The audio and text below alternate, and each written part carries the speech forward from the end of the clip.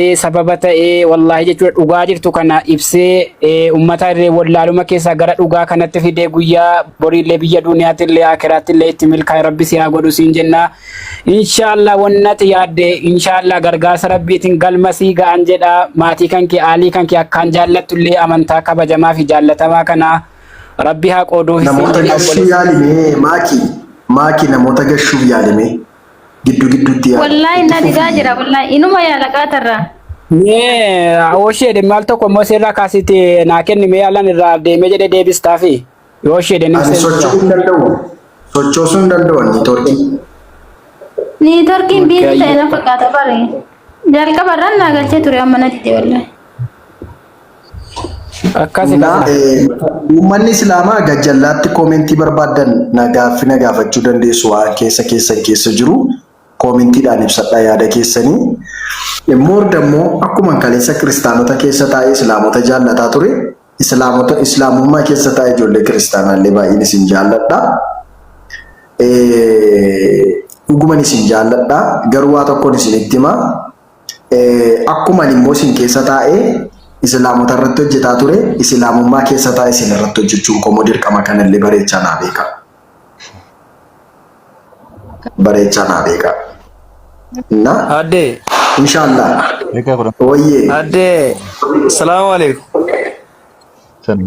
wa alaikum assalam wa rahmatullahi wa barakatuh wallahi direct lesi bilbila guyyaa kaleessa garuu ati bilbila kaasuun dandeenye biizi irratti fakkaate masha Allah gammanne rabbi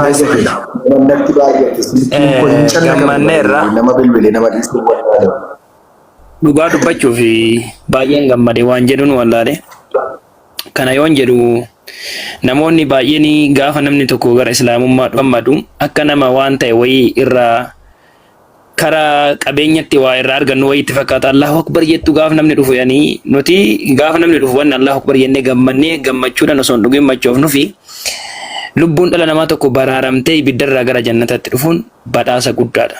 Obboleessi keenya jalqabas obbolummaa waliin qabna obbolummaa sabummaa waliin qabna har'a immoo obbolummaa lammaffaa arganneerra alhamdulillah tan islaamummaati funyoo laa ilaaha illallah tu walitti nu hidha ummanni islaamaa marti akkasumas jaalattoonni addisuu baga gammaddanii baga rabbiin isin gammachiise nama kanatti akkuma san dhakaan darbata bu'uu danda'a waa baay'ee jedhaman hin beekama kaleessa warri safaarsi har'a isa abaaruu danda'a maaliifi namni waan qaalii baatee deemu tokko in ari'atama waan baatee deemamu waan beekamuuf harkaa buusuuf jedhaniitu hin ari'u warri as jalatti waan barbaadan abaarsa barbaadan fiddanii hin boo'ina as jala kootta akka isaatti daandii dhugaa qabaddaa dubbisaa kootta hubadhaatii kootta hin boo'ina boo'ichi hin barbaachisu kana yoo jennu nuti ammas obboleessa keenya kana amma akka addisuutti dhufu simachuudhaaf gammachuudhaan qophii anaaf bu'aa jiru tun taane ofiif bu'aa jiru ani ofii boo'een jireenya argadhee ofii haa bu'anii itti fufi. Kanaaf dhugaa rabbi ani yoo namni gaafa gara daandii dhugaatti dhufu dhamaatii baay'ee isa gaafata dadhabbii baay'ee isa gaafata addisuun isa saniif of qopheesseera akka of qopheesseeru immoo isinitti meera beellis dheebunis wanta si ajaa'ibu wanta amantii biraarraa adda isa godhu islaamummaa qabaattus dhabdus beeloftus nyaattus dhukkubsattus fayyaa qabaattus xumur isa maaliin goolabama alhamdulillah dhukkuba gaafa rabbiin sirra kaa'us taaptaap godha dhukkuba gaafa rabbiin sirra kaa'us yaa rabbiin ajjees hin jennu nuti abdii rabbiirraan kunnu hiyyummaa keenyas baannee rabbii keenya farfanna alhamdulillah har'as alhamdulillah borus alhamdulillah dhukkuba gaafa baannus rabbiin nama ofii jaalatu qora jennee akkasitti obsaan bira dabarra beelas akkasitti biraan warri qabeenya barbaaduuf gara islaamummaatti deemtan namoota islaamummaatti dhufaniin jettanii ergaa dabarsitanii qabeenya jiraate ummata bira jira malee islaama bira qabeenyi badaan jiru islaama bira kan jiru jannata yoo kan jiraatu ta'e wallahi jannata arras borus isinitti hima maaliifi rabbiilleen kana waadaan nu galeera qananii biyya lafaa caalaa kan nuti abdannu jannata kun gaaddisa fixeensa ganamaati qabeenya irraa hin argama hin bada achitti sifa sirreessa ayyee addisu Islaamummaa bara lamaan saayyuu jira. Qabeenyi sin jira, jannatni sin jira. Bareechee naasa'a garuu amantii isaanii maallaqaan hin gurgurani. Yes. Beekamaa. Kanan akkas kanan sin jedhu uummanni Islaamaa in hojjeta.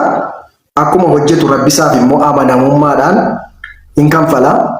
Masgida isaanii ijaarrata. Rakkataaf hin gargaara malee rakkataa gargaara malee akka iddoo tokko tokkooti garaasaa duwwaatti gadi hin naqu. In saamu hinatu hanqii namaa eeggata. Naggadee nigdii isaarratti in shawwadu kiiloo hinatu Islaamni. Soban dubbatu Islaamni. Obboleessa isaa miidhu Islaamni. Kanaaf rabbi qabeenyaanis akka isaan nama caalaan godhee warra hattuudhaaf rakkistuu immoo hiyyeessa godheetu akka isaan jireenyi isaanii birrii duwwaa ta'e godhe. Lamaan isaayyuu hin jira. Garuu Islaamummaan maallaqaan hin gurguramu. Tokko. Wanta na ajaa'ibu keessaa maanni beektaa yeroo baay'ee gaafa namni gara kana dhufu akka namni waan qabeenyaa barbaaduuf gara kana dhufeetti nama kamiyyuu namoota as dhufan hunda isaanii nama gara Islaamummaa kana dhufan hunda isaanii mallaqaaf deemtanii maaliif deemtanii akkas deemtanii isin namoonni dhufuudhaaf qophiidha isin waa jechuuf wanta ittiin jettan qopheeffadha yaana warra waa jedhu. Maallaqaaf ta'uudhaan maal hojjetu hiyyummaa keessaa hin dhufanii isaanis dhufanii sooressan ta'anii maal hojjetu mana hiyyummaati mana rakkinaati maal hojjetu.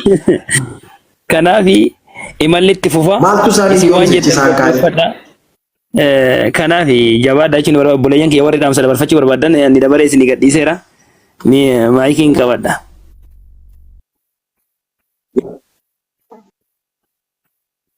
Okay, nama gashuudhaaf baay'ee yaaleera. Maaliif akka nama naa gashuu didaaru garuu hin beeku. Isin biraa akkasumas hin rakkisaa jira biroo.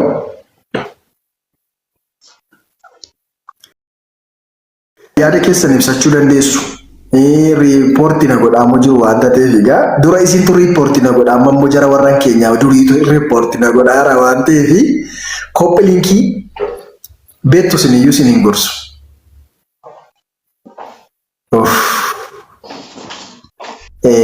Zakki. Woyyee. Dhanni kee baay'ee si to'ee baay'ee bulluqxee baay'ee dafqitee of jibbitee beektaa? Akka ajaa'ibaatti.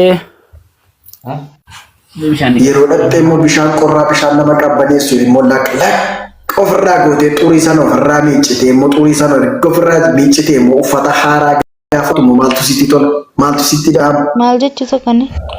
Qilleensa qabbanaa wayii bakka waan nyaata dhugiitii nama haajomsiifne bakka waan tokko waan duraanii laalaa duraa nama irraanfachiisu wayii natti dhaga'ama cinqii duraanii waan na irraanfachiisu. Akkasan ta'e egaa kaleessaa kaase xurii kootu narraa miicame cubbuu kootu narraa miicame gadda kootu narraa ka'ee gammachuu gaarii tokkon argadhe alhamdulillahi rabbil alamin Allahu akbar Allahu akbar Allahu akbar Allahu akbar Allahu akbar takbir Allahu akbar Allahu akbar Masha Allah Masha Allah lagi si aku dabbe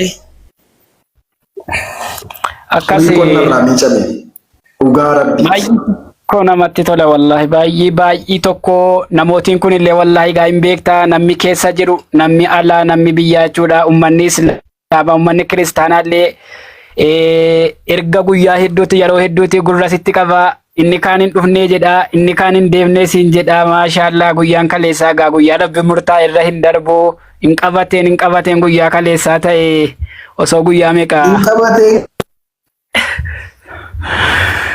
jechuu barbaadeeti hayyee nama sirra dawwale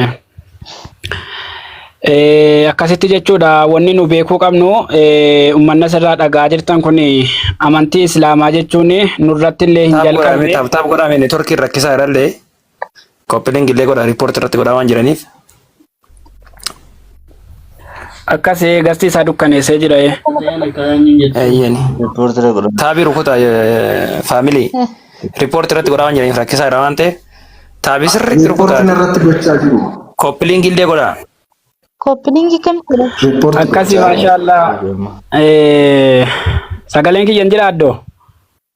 Injira dubbadhu. Kun godhuufi.